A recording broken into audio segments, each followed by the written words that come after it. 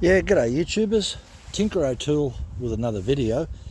In today's session, we're going to be talking about the different length bars, different types of chain, and the different types of horsepower that you can get in different chainsaws. So for the most part, this is 12 inch here, 14 inch, 16, 18, 20, 25, 30. Normally when you purchase a chainsaw, it'll come with the bar that's most suitable for the chainsaw unless you order otherwise. So for your small saws, we're not even going to talk about those. I want to start, say, with the 18-inch bar. Typically 18-inch bar, you're probably looking at a saw around about 50 cc's. When you get to 20-inch, you're looking at least around 60 cc's upwards. 25-inch bar, look, you really want to be looking at something like about 80 cc's upwards. When you're looking at a 30-inch bar, you're looking MSI or MS 500i, I should say, or MS 661 when you run a 30-inch bar or bigger. Typically both these saws, the 500 and the 060 or the 661, can run bars up to 36 inches. You can run longer bars, and we're going to talk about the longer bars, 3/8 chain and 404 chain. So this is 3/8 chain here, and this is 404 chain. Same gauge, except, when I say same gauge, 063 gauge, except you've got a larger tooth on the 404. It's a different pitch size. Typically, your 404, yes, you can use it on a 661, but typically you're better off sticking with 3/8 chain. The only time I would recommend using this 404 chain is on an MS 880. Now, recently, I went on my son's farm, and he's got two old trees fallen over. One of them's about 1 metre wide, the other's about 4 foot wide. We used the 30-inch bar, and I've done a bit of time testing to see which chain performed the best. I used hexa, I used semi-chisel, I used full chisel, then I used full chisel with a skip chain. Surprisingly enough, the skip chain was about 4 seconds faster. Now, normally I'm not into time-based cutting. I think there's a little bit of a wank factor in it. And the reason, even though that admittedly I've done it myself, one of the reasons that I've done time-based cutting is just to see what different chains work like. But the problem is there's no point doing time-based cutting on a log that's only about 12 inches or 18 inches wide. Yeah, you can get different results all over the place, the density of the wood, how you hold the saw, the list goes on and on. One thing that you'll notice if you're a seasoned user of chainsaws and you've got quite a decent collection from small MS 170 right up to, say, MS 880, you'll realise that when you get to larger bars like 30 inch, 36 inch, things are different. You can tension these smaller bars up and never have a trouble with them. You must be very careful when you tension these bars up, because if you don't tension them up properly, they can jump off, right? So especially when you put a new chain on, make sure you run it in properly, spin it for about a minute or so, get the oil going through it, stop it, retension. Can't emphasize that enough. The bigger the bar, the more you need to be aware of that and make sure that you're going to tension it properly so that it doesn't jump off. Now, interesting enough, when you're cutting small timber, even a foot, to me that's small timber, there's no special requirement.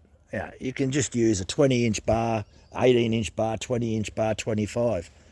But what I found on the 500i is a 25-inch bar is a fantastic bar, because you can cut halfway into the log, use most of the bar, and then you can go the other side of the log. So you can actually cut a log that's probably 50 inches in diameter by cutting one side and going on the other side. So you can actually get quite a decent cut. And when we used this 25-inch bar on the 661 with Hexa, oh my God. And this was in hardwood. It cut through there like a knife through butter. Unbelievable. If you're thinking of getting a 500i or a 661, and they'll both come out generally with a 25-inch bar and it'll be 3/8 pitch.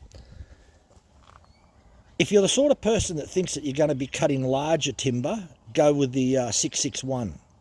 If you're the sort of person that's not going to cut stuff much more than about 1.5 feet, go with the 500i.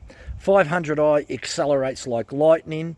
It's got some good advantages on it, but the 661 is going to be the overall winner. Now, we've done a lot of tests using this 30-inch bar on standard full chisel chain and standard full chisel chain, exactly the same brand, but in skip tooth. Skip tooth is much faster. You don't have problems with chip evacuation. One of the other problems you've got to be really careful of, and I'm sure that if you've used a chainsaw, it's happened to you. It's not so bad on a small bar and a small chainsaw, but if it happens on a big chainsaw and a large bar, you can get yourself in deep shit, is that when you're cutting a log or a tree down, fell in the tree, if you've got a large bar, it can get pinched or stuck in there. And if it does, you can have trouble getting it out. Sometimes you're going to have to get another chainsaw and cut it out. Now, it can get stuck for a number of reasons, because you didn't use wedges and it nipped up on it. The other reason is the chip evacuation is that bad and gets that compact. It depends if there's too much moisture in the timber, that it can just get stuck from the chip evacuation. And this is where the skip chain comes in. The skip chain has about, full skip that is, there's semi-skip and full skip, but I'm not going to talk about semi-skip, because you're going to go skip chain, just go full skip. Full skip chain has about 30% less teeth in it. Surprisingly enough, in the tests that I've done, and I'll put a video on the end using the skip chain using this bar, this exact same bar, and we were cutting the log, I think it was about 800 mil in diameter. So we were using this bar and a skip chain, and we found out that the skip chain was about 4 seconds faster. It was about 40 seconds to cut through something that's about 800 mil in diameter, had a little bit of rot in the middle from termites, and then we put the full chisel chain on and it was 44 seconds. So the skip chain actually cut faster. Now, I'm not saying that skip chains will always cut faster in every situation, but in a lot of situations where chip clearance is imperative, the skip chain will work really good. When you first sink the bar into the log, it will cut really good. But once the whole bar takes up the entire log, the chip clearance and the clogging can start to become an issue. Depends on how much moisture's in there. It's less of a problem if the log has been sitting out in the paddock and it's dry as a bone, but if it's certainly green, you've got to be careful. So my recommendation is, when do you go to a skip chain? Generally speaking, you can go from 25-inch and upwards. There's a lot of chains that are out there on the market that are skip tooth. And then the next question is, when do you normally swap from 3/8 to 4/04? A lot of the bars, you can still get 48-inch bars in 3/8, right? The GB bars is a good example of 3/8 chains. I'm not 100% sure. I know they'll go to 42-inch. There's still 42-inch. You get them in 3/8. So the only time that I would go to a 4/04 chain is in an MS880, right? And then I'm talking about having a skip tooth and having a bar approximately in excess of 40 inches. And that's the only time that I'll use 4/04 chain. I did use 4/04 chain on the MS661 on a 25-inch bar. There was no gain, absolutely no gain, because the chip clearance was a little bit better, but the time, it's taking a more aggressive cut on the 4/04. And like when we talk about narrow kerf, well, 3/8 chain is a narrower kerf than a 4/04. So a 4/04 is going to use more horsepower. So yes, you could use 404 if you're cutting pine or really softer timber. Look, it's going to come down to suck it and see. You're going to have to try it to see whether it's going to work for you. I'm not going to say that it is, and I'm not going to say that it isn't. All as I can say, in Aussie hardwood, I would only use 404 chain on an MS 881 or something in excess of 100cc saw. So certainly on a MS 661, I would stick with the narrow kerf chain, which is 3/8 chain. I would stick to the skip chain. Your chip clearance is going to be improved because in all the work that I've done with the 661, there are many times where the saw can tend to bog down, right? And the saw is more likely to bog down on full sequence, which is standard 3/8. It is less likely to bog down using a skip chain, all right? So skip chains really work good, and you don't need them. It's roughly about 25 inch and upwards where you'd use a skip chain. When I put Hexa on this 25 inch bar using the 661, it just cut through. You've got no idea how quick it cut through the log. Forget the stopwatch, how long it takes. You know, how many other professions, you don't see a builder that's going to build a frame and put a stopwatch and say, oh, I built this frame in this amount of time. The only time that they use a stopwatch, you've got Steel Timber Sports where they've got a stopwatch and their chains have to be razor sharp. This is in a racing environment. So when I chop timber, I'm not in a racing environment. I'm going to spend more time picking the wood up and put it in the trailer rather than cutting it. Because I can tell you what, when I was using the MS661 on the 25 inch bar, I never had a stopwatch on it, but I reckon I was cutting a piece every 7 or 8 seconds. Look, it just cut through it so easily. I think I'm not interested in putting a stopwatch on it. I've got a job to do, and the job to do is to cut up the tree that's fallen down, not playing around with a stopwatch telling everyone that this is a half a second quicker than this chain and this chain's 1 second difference than that chain. That means nothing when you go out to do a job. You're going out to do a job, not time trials. You're not in a racing environment. You're there to do a job. So I sort of disregard all these time-based trials, testing this chain against that chain. The end of the day, Stihl, Oregon, Carlton don't make inferior chains. The way it is that I see it with all these chains, your semi-chisel is your slowest by about 10% compared to full chisel. So full chisel is 10% faster. Hexagonal type chains like Hexa and C85 X-Cut on Husqvarna, they'll be faster than the standard full chisel. And your skip chains, especially on a 30 inch bar and upwards, will really work much better than a standard chain.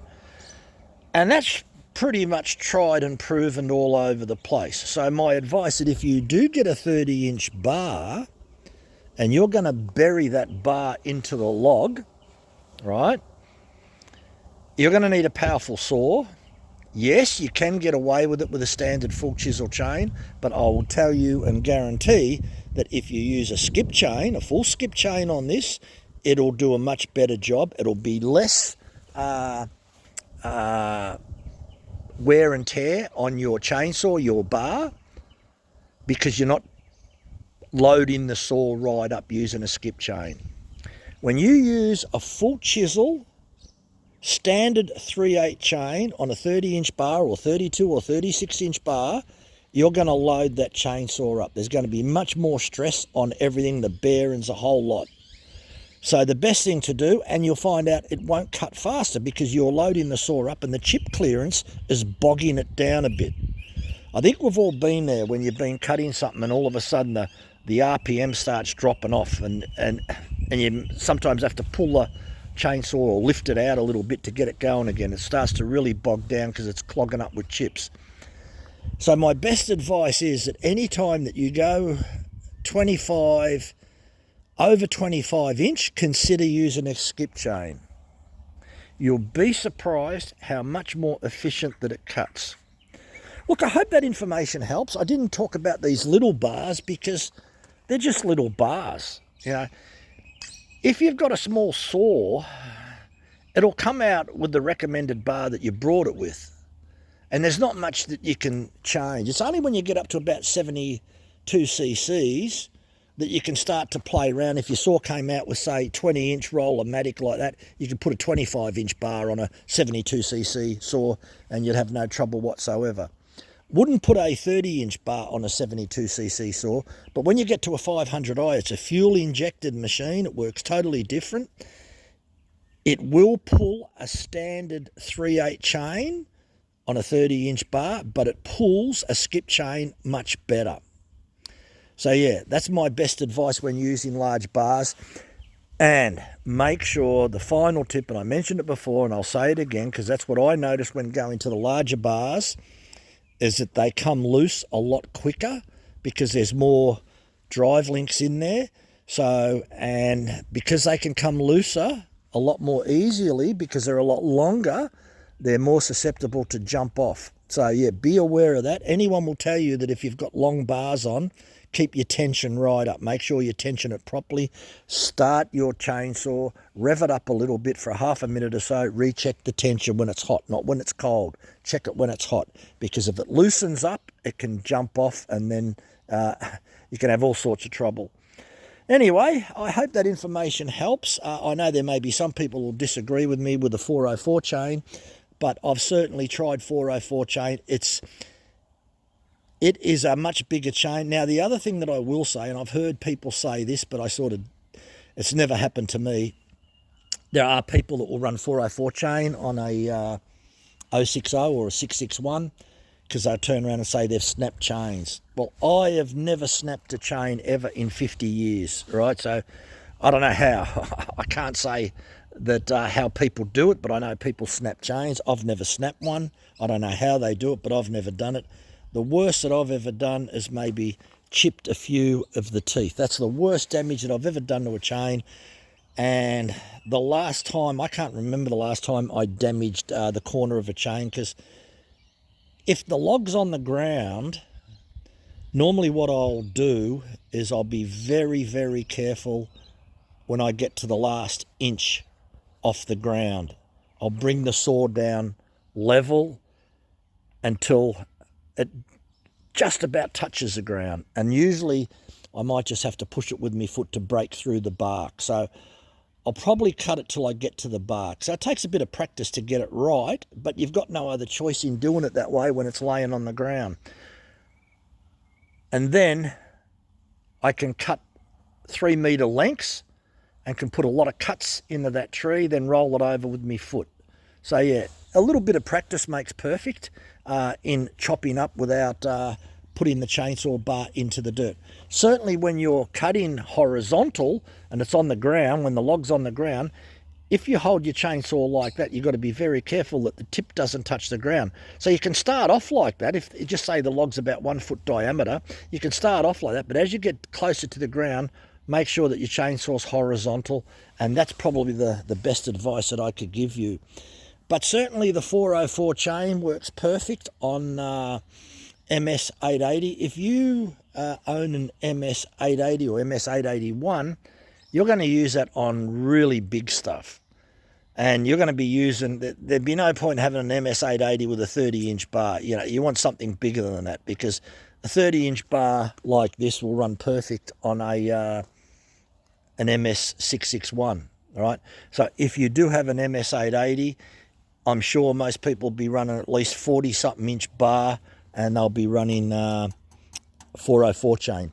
Now, that said, GB turn around and sell their bars, and they'll say that it's a long bar. Let's just say they're advertising a long bar, 60 inches in length, right? And they'll say 404 nose, but they'll say that, you know, you can put a 3/8 nose on there, swap it over to a 3/8. So there are some people still out there that are running long GB bars and still running 3/8 chain. 3/8 chain is so popular here in Australia. 404 chain is popular in other parts of the world. And it's my personal opinion that 404 is only good in an MS 880 or something of that higher capacity.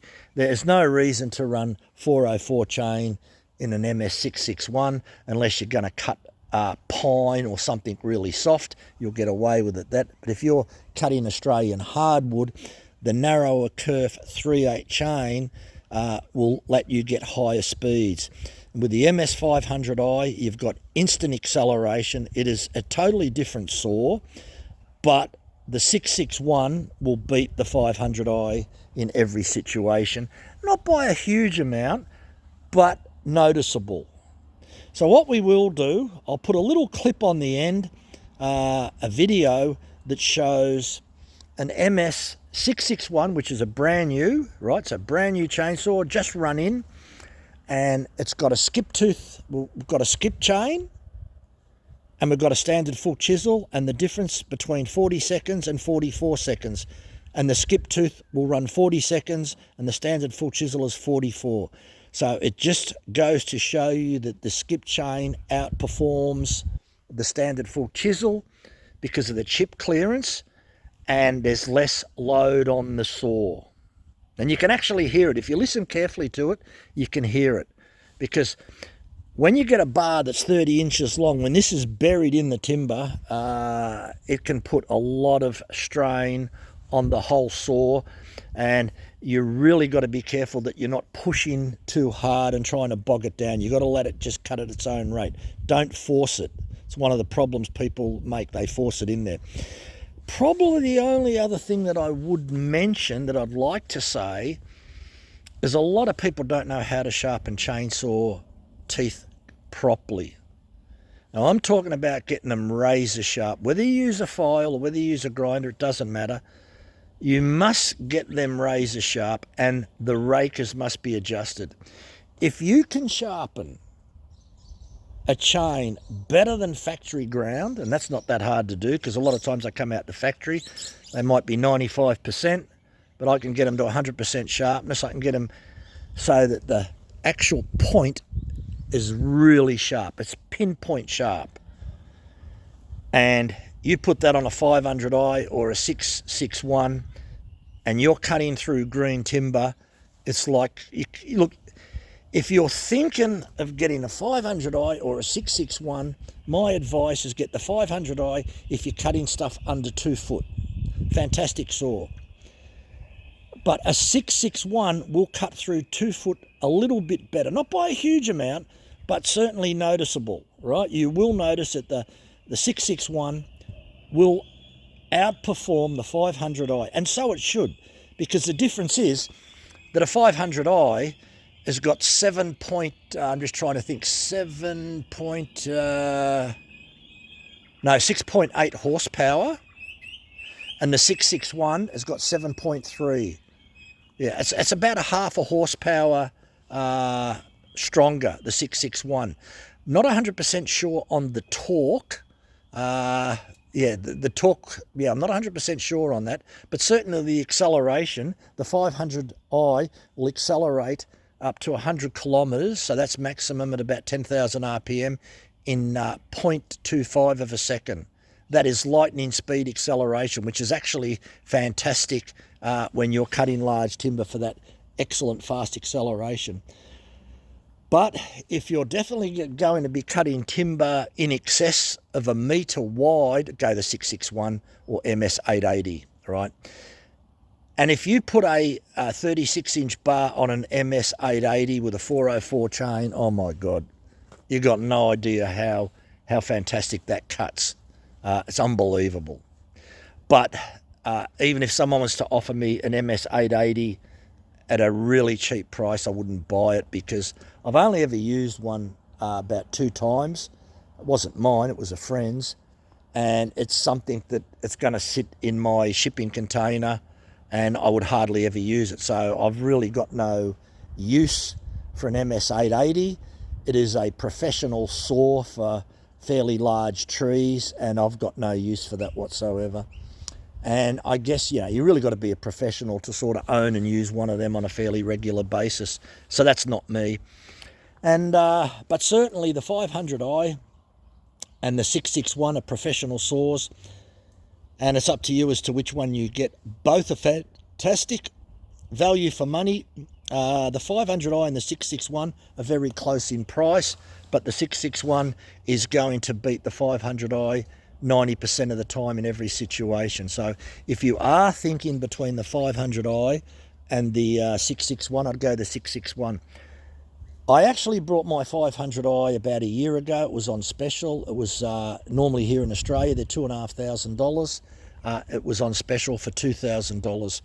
Currently, the 661 is going for about 2,500, and the 500i is again on special, I think, for about 2,100 or $2,099. So yeah, look, they are fantastic saws. If you look after them, they'll give you many, many years of service. Anyway, look, I hope that information helps. It was mainly a bit of a tutorial just on using large bars. Only one other point to make, that when you are using a large bar like this, they do tend to become expensive. The larger bar you get, make sure that your oil's turned up and you're using high quality oil. Thanks for watching. Bye for now.